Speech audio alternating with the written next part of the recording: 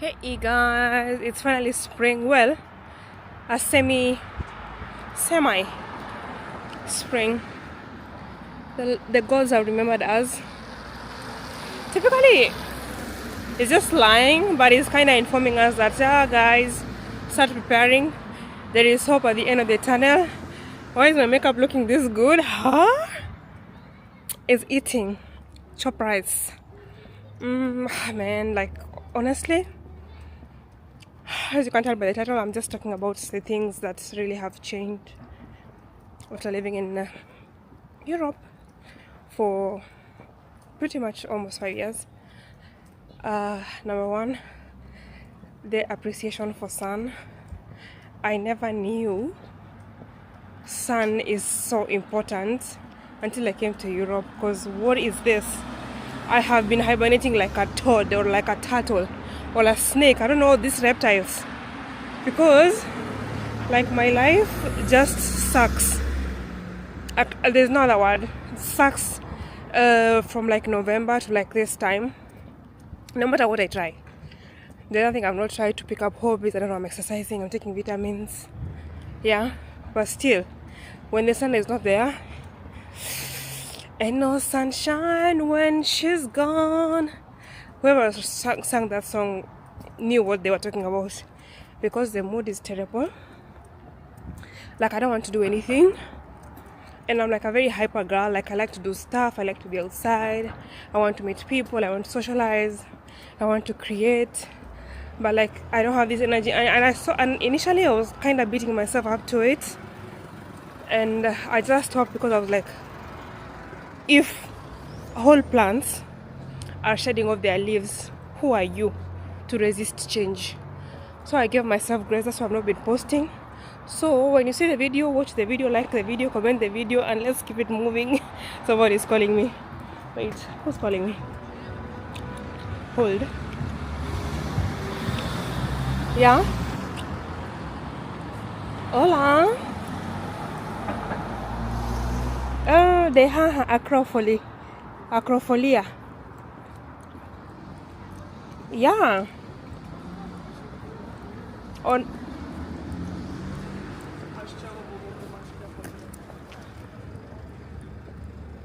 Bona? I don't know what I was saying or where I had reached, but just basically, like, you cannot substitute the sun.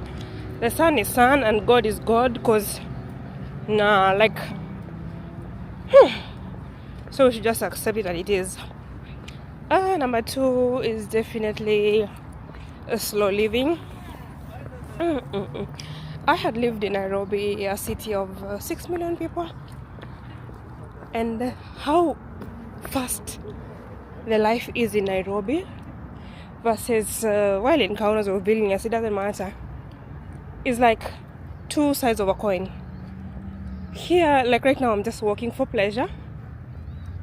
Town is small. You can literally get anything you want within the city, because it has 300,000 people. And I find that even when I'm traveling to like big cities, maybe Warsaw, where else have I been? Berlin was also quite big. I've also been to Stockholm. I try to find accommodation close to things that I want to do, so that I just avoid taking public transport, because it causes me a lot of stress to figure out those stops, to figure out how to get payment, to do payments and all that stuff. And I'm like, I just want to avoid it altogether. Probably really, this is also why I'm working on my driving license, because it will be easier to rent a car while traveling. Hey, again, it won't be easy, assuming the accommodation you're going has parking, right? But I just don't want that stress of living in big cities, of hustling, of spending 2 hours commute. Because if I'm to commute anywhere within 2 hours, I'll be close to the seaside here in Lithuania, and that has just changed my perspective on everything. Like, I will never live in a big city, to be honest, because it will be some form of suffering to me. I should have carried my sunglasses. And it is such a luxury to be able to live this way. Like, you can walk to the gym, You can walk to the grocery store. Right? Gentlemen, as always. And I love that part, to be honest. The third aspect would be, I think, hobbies and leisure time. I think I will speak mostly like as Africans, not really as a Kenyan, but we don't have hobbies. We don't have accessible places that we can just spend leisure time that does not cost an arm and a leg.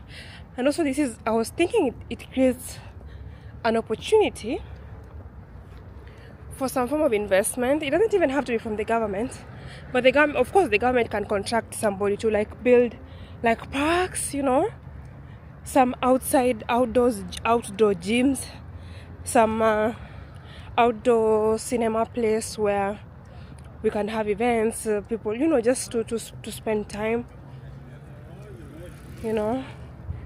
It's so interesting because we spend so much time in clubs and bars. Like literally, I see the way fathers here spend time with their kids, and back home is something, because men are in bars, women are the one raising the kids. But here the fathers, they want to be present in their kids' life.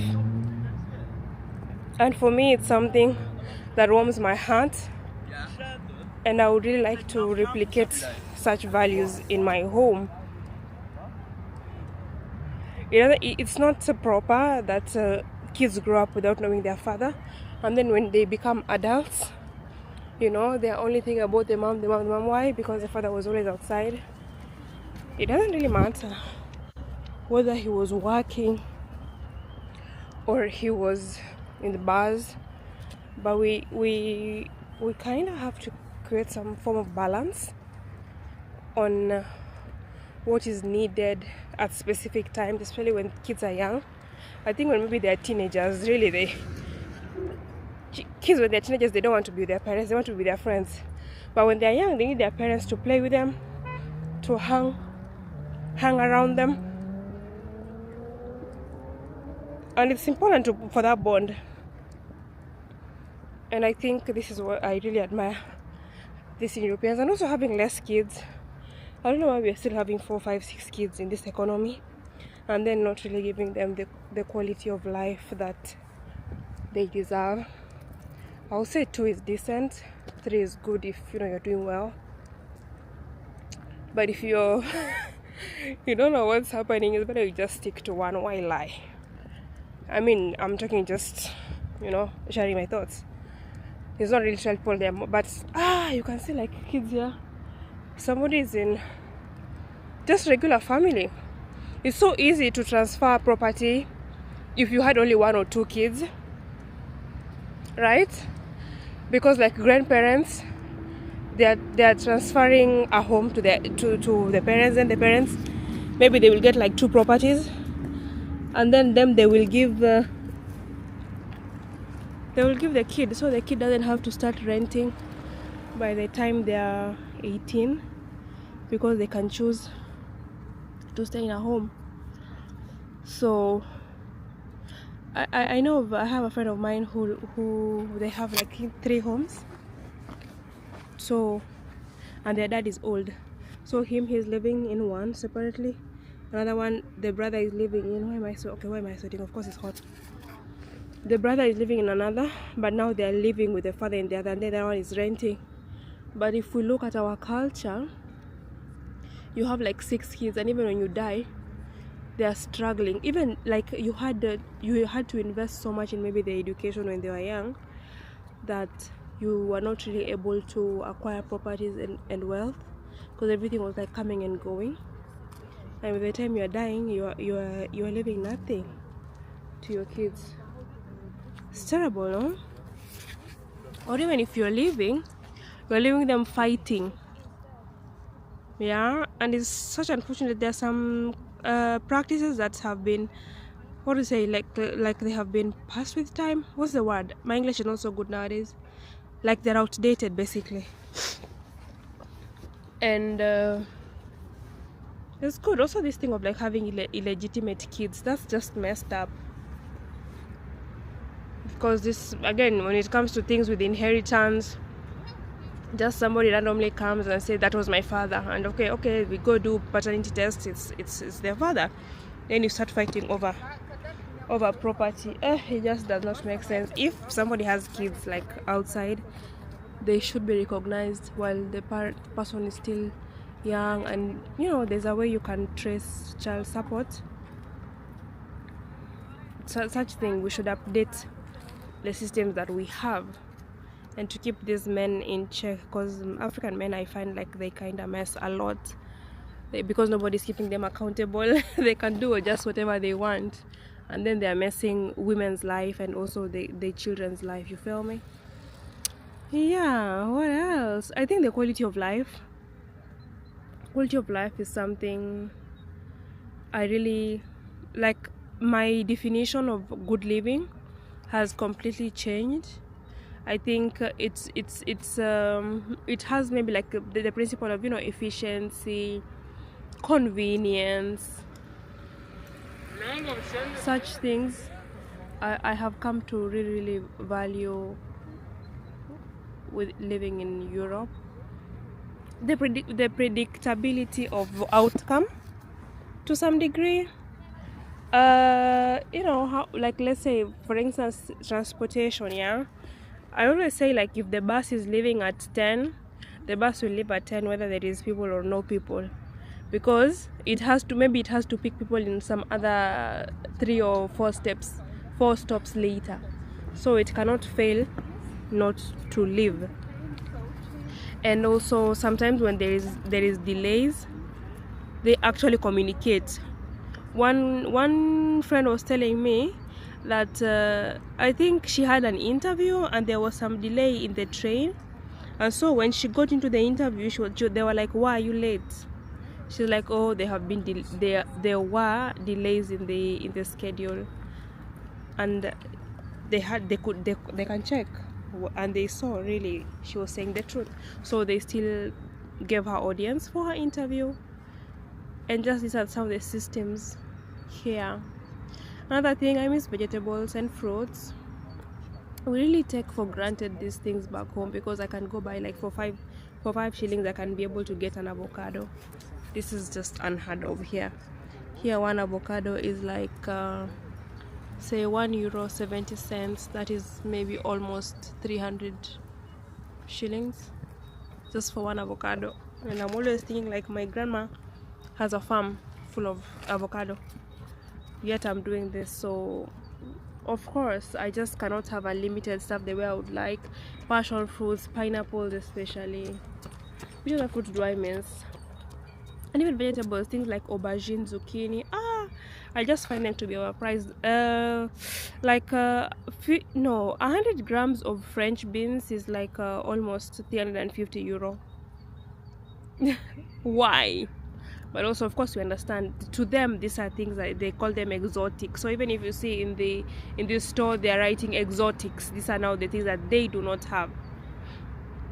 So obviously to get here, like for French beans, they have to be airlifted, right? So there is some cost incurred, but I'm like, it will never I will never be content with such things. So, and meat, obviously, the meat, just the taste.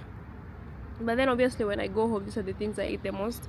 I'm not eating like rice and stuff like this, so that I have here. I go hard on like eating meat and all the vegetables and having fruits. Yeah. These people, they also love their animals. They don't joke with their dogs and cats and guinea pigs or whatever, bunnies. Yeah, so those are some of the aspects that I don't know, I have changed, or like I've had like new perspective on. Yeah, I'm curious about your experiences. Please share in the comment section, like, comment, subscribe, and I'll see you on another video. Bye.